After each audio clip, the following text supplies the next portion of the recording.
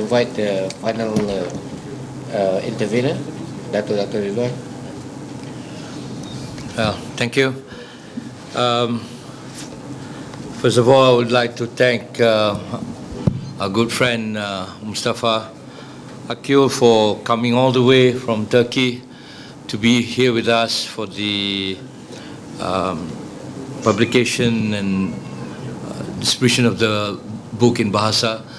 The book is a great contribution to Islamic thinking, to try and open the Muslim mind to accept reason, and to argue that democracy, freedom are not alien to Islamic essence and beliefs.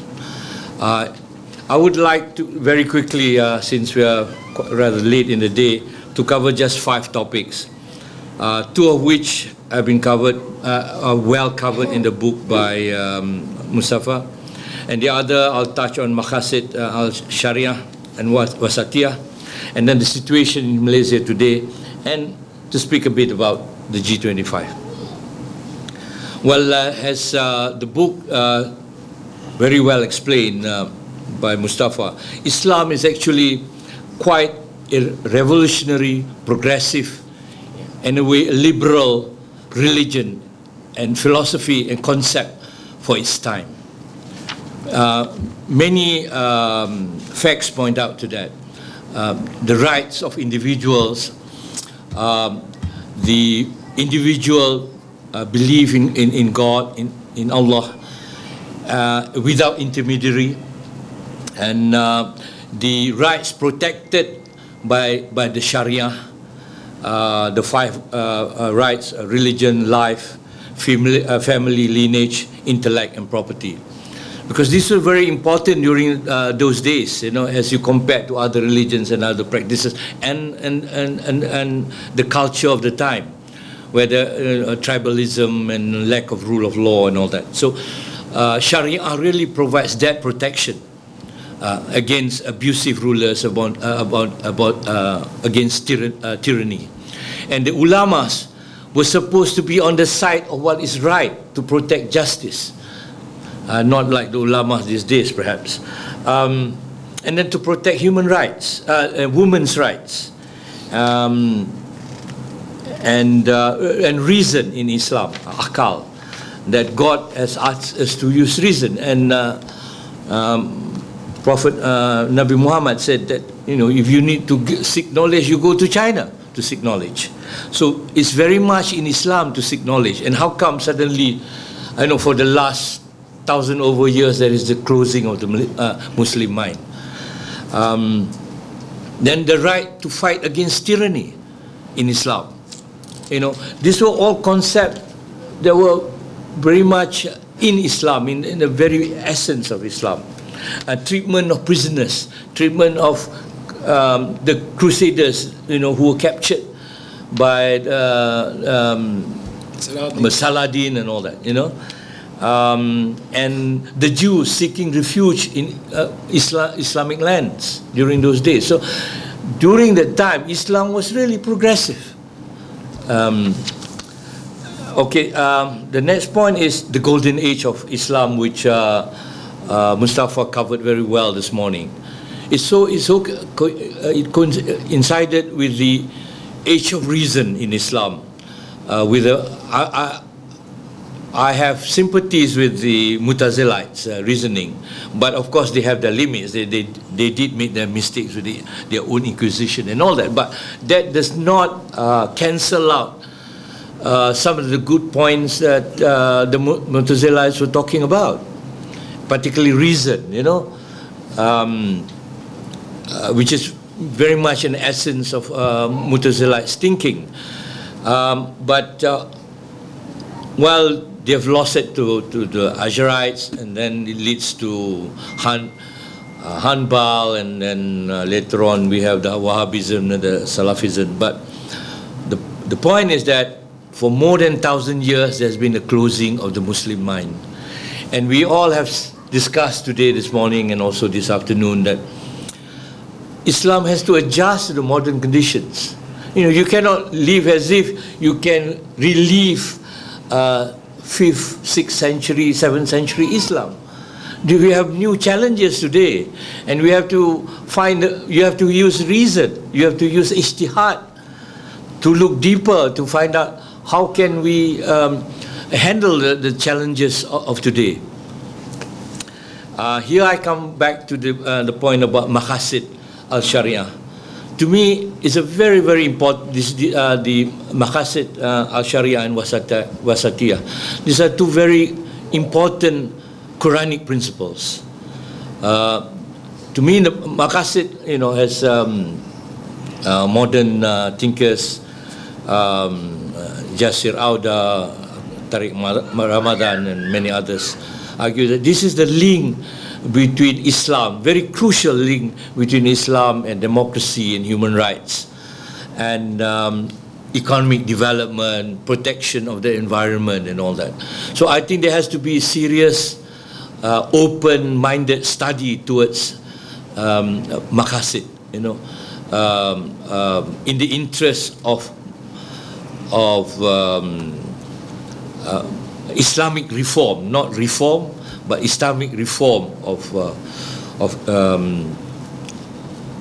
we look at problems of the world today. Coming back to Malaysia, I think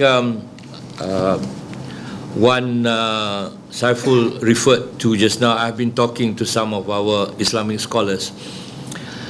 Many believe that way back in the 20s and 30s, the Islamic scholars in Malaysia were much more progressive in their thinking. It's quite ironic that then, way back then, they were more progressive. They were prepared to use reason, they were prepared to use ijtihad, and perhaps the Wahhabis didn't have that much oil money to come here, so people were more open. There was more open discourse, discussion about religion. So it's important that we have, there should be renewed further study on the application of maqasid principle to our modern day problems. And wasatiyah. I would like to attract the crowd to the latest book by Professor Hashim Kamali on wasatiyah. I think if you read the book and if you look at the concept, it's a beautiful concept. But when it goes to the religious authorities, it becomes totally different. Why? Why is it so, when something so beautiful, religion itself, Islam itself, which is so beautiful, so reasonable, and yet when it comes out from the religious, from Jakim and the religious authorities, it is as if wasatiyah, maqasid are totally different concept from what we understand them to be. So I think then I come back. So my point is that, my concern is that, which is the concern of way back, going back to more than 1,000 years ago by Imam Al-Ghazali, when he said about the corruption of the ulamas, that he then already saw this coming, that the ulama could be corrupted by the rulers, so that instead of the ulamas holding on to the Sharia to defend the rights of the individuals, the ulama become part of the oppression of tyranny. This is what I fear. The fear that the ulamas are being used knowingly or unknowingly, are being used to be part of oppression, of abuse of power. Then I come to what we're doing in G25. I'm glad that we have friends like IRF, who has been helping us a lot in promoting our discourse for G25 being a voice of reason and voice of moderation. And I hope ideas and Penang Institute and others will also help us. We need a lot of help, because you can see for the last few months, especially after our December forum, when we had this 2-day forum on Islam within the democratic constitution, we have been under very strong attack by various groups to discredit the G25. Because what we want actually is, we're talking about the big picture. We're talking about governance, we're talking about rule of law, abuse of power, corruption, justice, which is in the very essence of Islam, and the social justice, political justice, and judicial justice. And yet, they choose to pick up on a misstep like mention of Sharia on Kalwat to attack G25 as being anti-Islam, or being extremist, of being deviant group.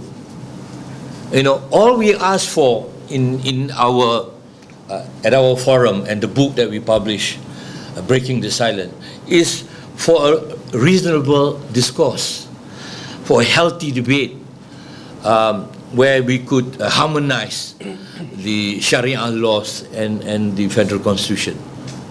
And yet, we are now under very, very strong concerted attack, even using the mosque during the khutbah and the lectures that they have with the mosque, which is very unfortunate, because this is fitna, and fitna is a very serious sin in Islam. So with that, I think, and I would like to thank once again our brother Mustafa Akil for coming all the way from Turkey, and to Dr. Farouk for having us here today. Thank you very much. Thank you so much, Dato'.